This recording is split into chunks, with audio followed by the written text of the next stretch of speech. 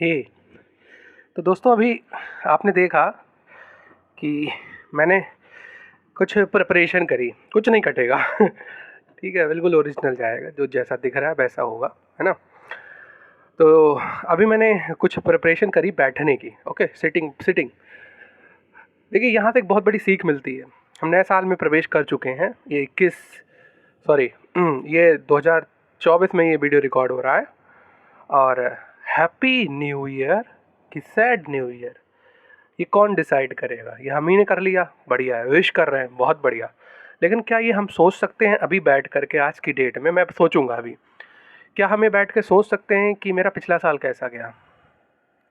क्या मैंने रेजोल्यूशन किए थे जो पूरे हुए?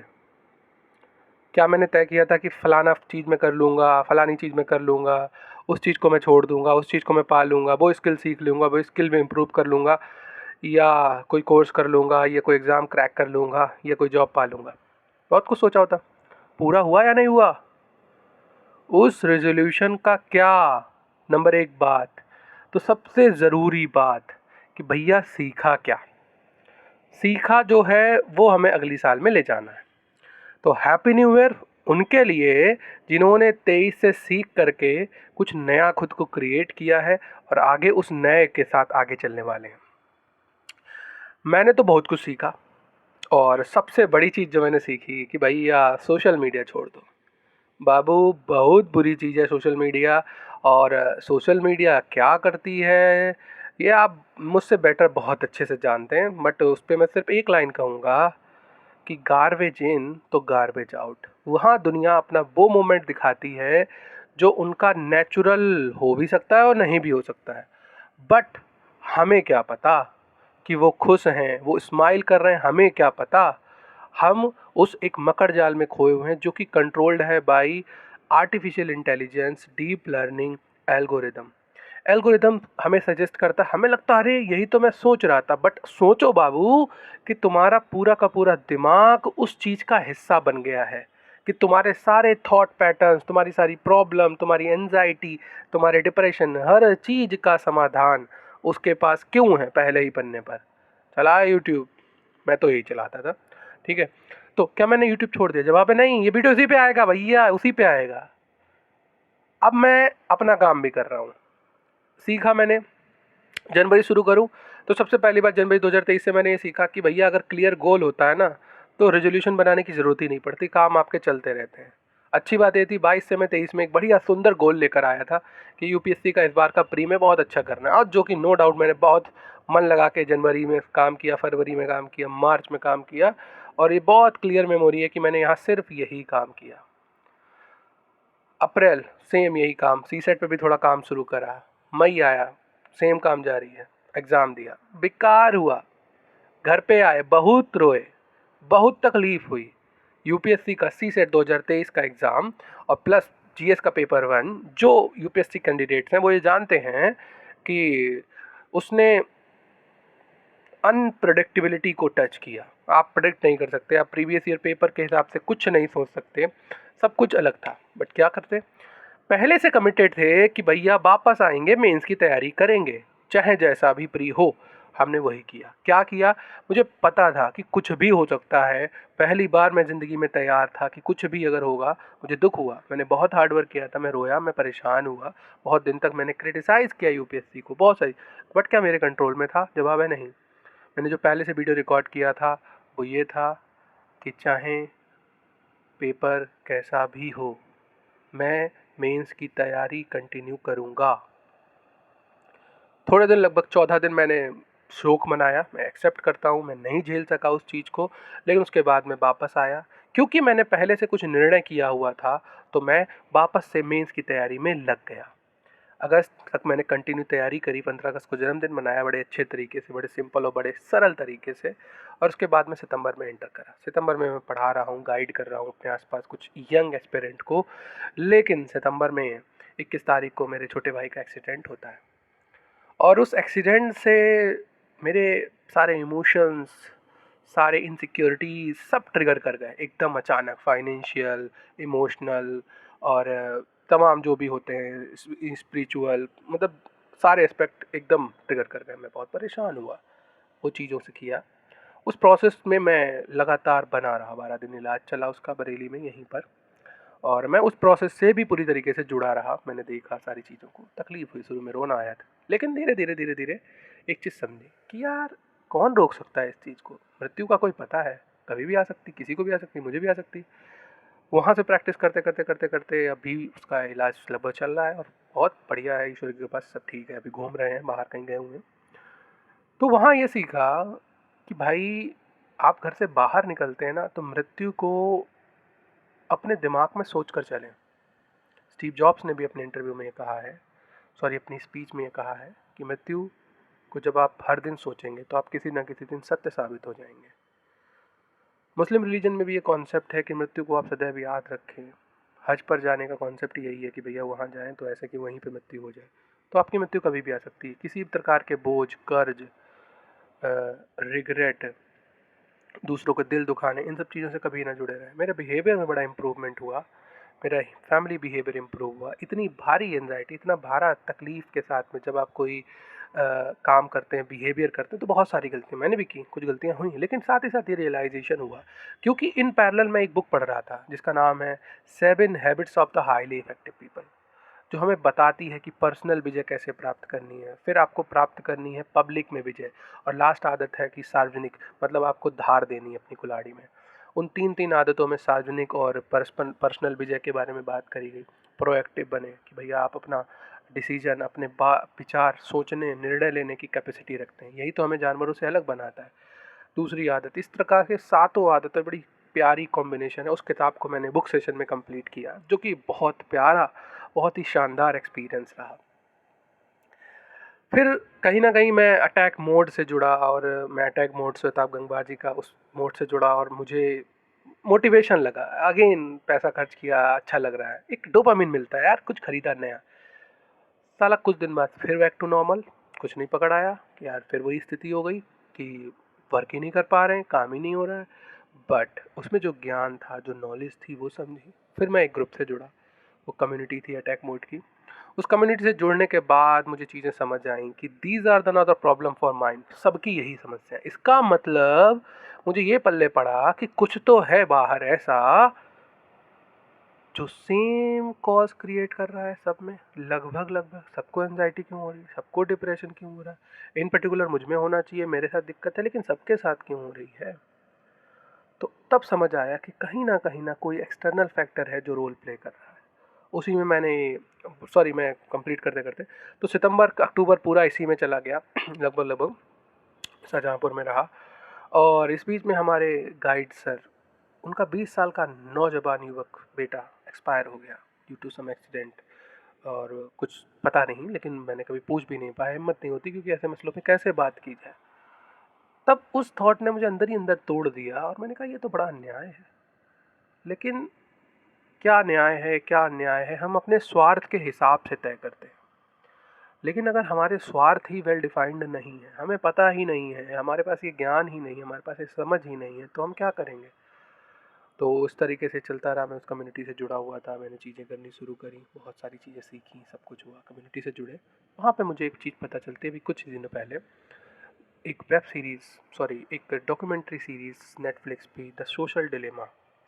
उसमें ex engineers, ex workers of these companies, social media, YouTube, Google, Facebook, Gmail, इन सब के जो प्रीवियस वर्कर थे, उन्होंने कुछ बातें की हैं, बताया है कि सोशल डिलेमा आखिर है क्या, क्या है सोशल मीडिया और कैसे ये हमारे जीवन को अफेक्ट करता है। मैंने डिसाइड किया, लीव इट, ख़त्म किया, डिलीट किया अकाउंट, बहुत बढ़िया, कोई बात नहीं। Again that is a motivation, अभी भी कुछ नहीं बदला है, फिर समझिए। लेकिन जैसे ही मैंने वो डिलीट किया, और उसके पर्टिकुलर चीज़ के लिए मेरे पास नॉलेज थी, बट क्या मुझे ये नहीं पता था दिस इज़ टाइम कॉजिंग। कितने टॉपर्स से सुना है कि सोशल मीडिया नहीं चलाना चाहिए, कितने लोगों ने कहा सोशल मीडिया नहीं चला, लेकिन नहीं पता था, क्योंकि पूरी पिक्चर नहीं। उस पूरी पिक्चर को देखने के बाद पूरी पिक्चर मेरे दिमाग में क्लियर हुई कि भैया ये कर क्या रहा है। ये तो हमारे मासूम, हमारे उस मन से जो अभी भी, हमारे उस मस्तिष्क से जो अभी भी वो आदिवासी समाज से कनेक्टेड है, उससे जुड़े हुए हैं। हमें सिंपल प्लेजर्स ढूंढने पड़ रहे हैं, हमें, हमारे ऊपर भयंकर प्रेशर है, हमें जॉब चाहिए, हमें एग्ज़ाम क्रैक करना है, हम उनसे जूझना ही नहीं चाहते, और हम लगे पड़े हैं सस्ते नशों में, सस्ते नशे मतलब मैं शॉर्ट्स को और रील्स को सस्ता नशा कहता हूँ, पॉर्न्स को, ये सब सस्ते नशे हैं। क्या है, ज़रा देर में मज़ा ही मज़ा, शॉर्ट वीडियो देखो, आहा क्या बात है, बहुत बढ़िया बहुत बढ़िया। लेकिन इन सब चीज़ों से आपके दिमाग को जो स्टिमुलेशन मिलता है वो आपके दिमाग को हाइपर करता है। मज़ा आया, ड्रग की तरह है। ओह वाह, बहुत ही बढ़िया बहुत ही बढ़िया, दो आना चाहिए, और दो और दो और दो। और ऐसे कर करके हमारा दिमाग ना जो धरातल पे रहने वाला था वो इतना हवा में उड़ने लगा। अब क्या हम हवा के लिए बने हैं? क्या हमारे पास पंख हैं? हैं, साइकोलॉजिकल हैं। हमारे मन के पास, हमारे आत्म चेतना के पास पंख है, लेकिन हमारे शरीर के पास पंख नहीं है। हमारे उस शरीर को, उस पंखों के साथ हम उड़ गए हवा में, ज़मीन हमारी छूट गई, हमने अपने बेसिक्स भूल दिए, हम नेचर से कट गए। हम प्रैक्टिकली सामने लोगों के बैठते हैं तो हम मोबाइल में टुक टुक टुक टुक करते रहते हैं। क्या हुआ है, हमारी सेल्फीज अच्छी होने लगी हैं, लेकिन हमारे आसपास जब लोग बैठे होते हैं तो उनसे हमारा कोई मुलाकात ढंग से नहीं। हम सेल्फी के लिए मिलते हैं, हमारा सारा सेलिब्रेशन, हम सब कुछ विश कर रहे हैं, सब कुछ इसी से हो रहा है। क्या ये बुरा है? पता नहीं, लेकिन एक बात पक्की है, हमारे कनेक्शन लूज हुए हैं। ड्यू टू दैट हम एनजाइटी में फंसते हैं, हम रियल कुछ कर ही नहीं पा रहे हैं। हमें बस फील आ रहा है कि भैया तैयारी हो रही है, हमें बस फील आ रहा है कि हमने ये वीडियो भाई को, दोस्त को भेज दिया, उसकी मदद हो। अरे कुछ नहीं मदद हुई भाई, उसके साथ बैठो, उसकी बात करो, उसे भी वहाँ से बाहर निकालो, तब कुछ काम बनेगा। तो हम ये फील के चक्कर में पड़ गए। तो इस तरह से मैंने सितंबर अक्टूबर में वो एक्सीडेंट के साथ में पैरेलल में कुछ चीज़ें सीखी, बहुत प्रॉपर वे में सेवा भाव को समझा कि कैसे सेवा की जाती। सेवा, वो एक एक्सीडेंट से कहीं ना कहीं मेरे मन में बहुत सारे परिवर्तन हुए, बहुत सारे वीकनेसेस मुझे अपनी पता चली। जैसे ही आपको कोई वीकनेस पता चलती है वो उसमें परिवर्तन शुरू हो जाता है। मैंने अपने इमोशनल ट्रिगर मुझे पता चले, फाइनेंशियल इनसिक्योरिटीज़ के बारे में मुझे समझ आया कि यार दिक्कत है, इसमें थोड़ा काम करना पड़ेगा। ईश्वर की कृपा रही, उस समय सब मैनेज हो गया, लेकिन फिर भी कहीं ना कहीं एक पॉइंट पे पता चला कि हाँ भाई, कुछ खेल है जहाँ पे आपको समझना पड़ेगा। आप जिस काबिल हैं, कोई काम छोटा बड़ा नहीं होता, आप जिस काबिल हैं भाई साहब, वहाँ तक पहुँचने की कोशिश किए बिना ठहर जाना ये अन्याय है। आप हाईएस्ट अपना जो अचीव कर सकते हैं, अपना बेटर वर्जन जो आप प्राप्त करना चाहते हैं, उसके लिए आपको एफर्ट करने पड़ेंगे। ये एफर्ट हम और आपके सिवा और कोई नहीं करेगा भैया, अपने लिए बात है ये, ठीक है, किसी से कोई मतलब नहीं है। तो ऐसे समझना है कि 23 ने मुझे 1 2 3 4 चीज़ों में ऐसे क्लैरिटी ला दी। एग्ज़ाम कैसे क्लियर किया जाता है, हमारे एक मित्र हैं पुनीत भाई, उनकी वजह से मैंने वो चीज़ समझी कि मैं अपनी गलती कहाँ कर रहा हूँ। उसने बहुत पुश किया मुझे, बहुत मोटिवेट किया, बहुत रियल टाइम वर्क दे के फ़ोन पे बात कर करके मुझे समझाया, चीज़ें करी, हमने प्रॉब्लम डिस्कस करी, बहुत सारी चीज़ें।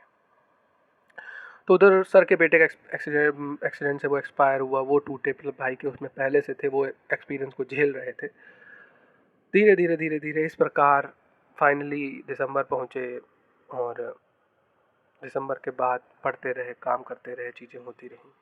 बट एक चीज़, दो चीज़ें बहुत बढ़िया थी कि इस बीच में कुछ लोगों से कनेक्टेड था, जिन्हें मैं पढ़ा रहा था, जिन्हें मैं गाइड कर रहा था।